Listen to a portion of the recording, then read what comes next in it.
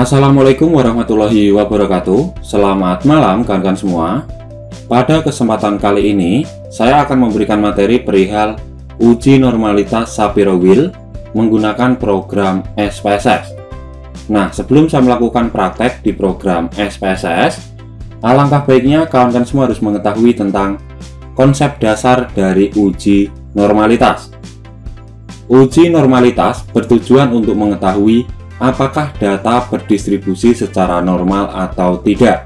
Nah, salah satu uji prasyarat yang harus terpenuhi dalam analisis regresi maupun statistik parametrik, terutama untuk compare test atau uji beda, adalah uji normalitas. Dalam statistik parametrik, uji normalitas merupakan syarat mutlak yang harus terpenuhi.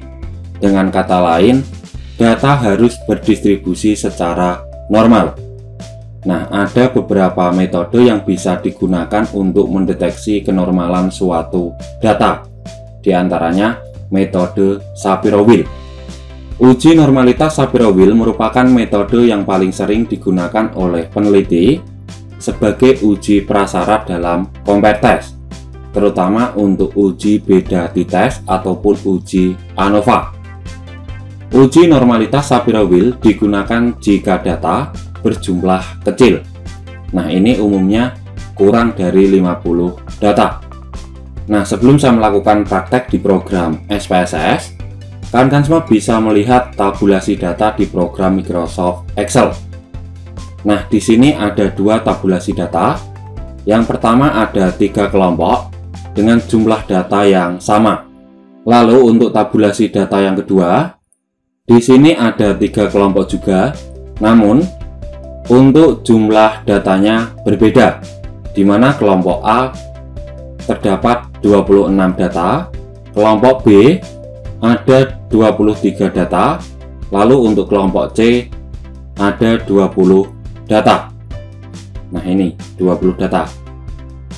Nah, berhubung di sini ada dua tabulasi data, yaitu tabulasi data yang jumlahnya sama dan tabulasi data yang jumlahnya berbeda, maka saya akan melakukan 2 kali analisis.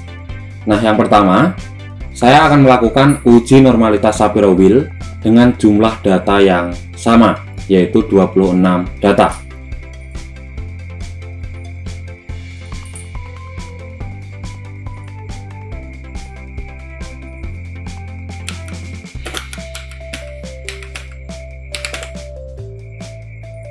Nah, caranya kita bisa pilih menu Analyze, lalu pilih Descriptive Statistic, lalu pilih Explore. Nah, di sini sudah muncul kotak dialog. Masukkan kelompok A, B, dan C ke kolom Dependent List. Lalu pilih Plot, checklist pada Normality Plot with Test. Lalu Continue dan OK. Nah, di sini sudah muncul output SPSS. Pada uji normalitas Shapiro Wheel, fokusnya pada tabel Test of Normality. Nah, sebelum kita melakukan interpretasi pada output Test of Normality, alangkah baiknya kita harus mengetahui tentang kriteria pengujian dalam uji normalitas Shapiro Wheel.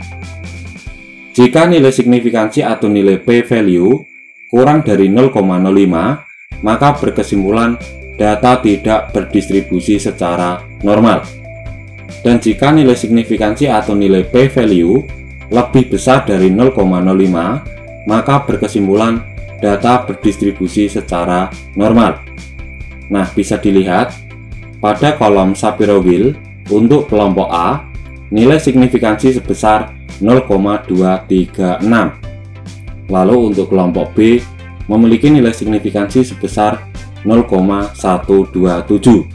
Nah, yang terakhir untuk kelompok C memiliki nilai signifikansi sebesar 0,483. Nah, ketiga kelompok memiliki nilai signifikansi lebih besar dari 0,05, maka bisa ditarik kesimpulan bahwa data berdistribusi secara normal.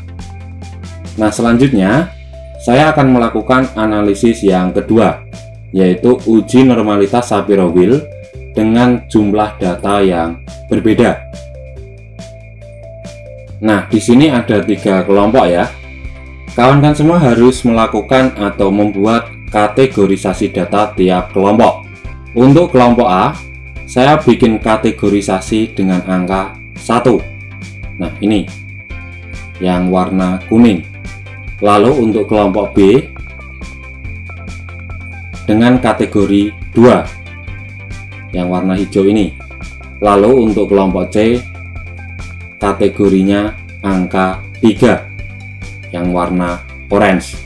Nah, setelah kawan-kawan semua membuat kategorisasi data tiap kelompok, selanjutnya kawan-kawan semua bisa melakukan input data.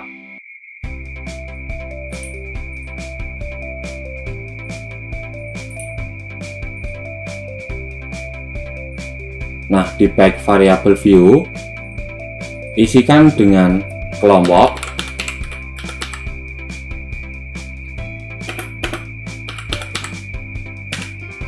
dan variabel nilai.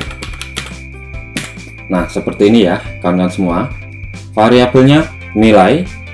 Lalu untuk kategorisasi datanya di sini menggunakan nama kelompok. Dan jangan lupa untuk pengisian pada value label, di mana value 1 kelompok A, value 2 kelompok B, lalu value 3 kelompok C. Nah, setelah pengisiannya sudah selesai, baru kita melakukan uji normalitas Shapiro Wheel. Caranya, kita bisa pilih menu Analyze, lalu pilih Descriptive Statistic, selanjutnya pilih Explore. Nah, di sini sudah muncul kotak dialog. Masukkan variabel kelompok ke kolom Factor List. Lalu untuk variabel nilai ke kolom Dependent List. Lalu pilih Plot, checklist pada Normality Plot with Test. Lalu Continue dan OK. Nah, tunggu sebentar ya. Masih running. Nah, di sini sudah muncul output uji normalitas Shapiro Wheel, di mana data dinyatakan normal jika nilai signifikansi lebih besar dari 0,05. Nah, ini untuk kriteria pengujian dalam uji normalitas Shapiro Wheel. Nah, bisa dilihat pada kolom Shapiro Wheel. Untuk kelompok A, nilai signifikansi yang diperoleh sebesar 0,039. Nilai tersebut kurang dari 0,05. Maka bisa ditarik kesimpulan bahwa kelompok A datanya tidak normal. Lalu untuk kelompok B memiliki nilai signifikansi sebesar 0,073. Nah, nilai tersebut lebih besar dari 0,05.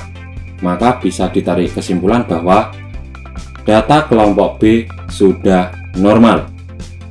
Lalu yang terakhir untuk kelompok C memiliki nilai signifikansi sebesar 0,516, di mana nilai tersebut lebih besar dari 0,05.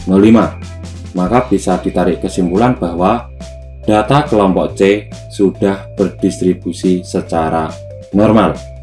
Ya, kurasa cukup sekian penjelasan dan cara praktek bagaimana melakukan uji normalitas Shapiro Wheel, baik menggunakan jumlah data yang sama maupun jumlah data yang berbeda.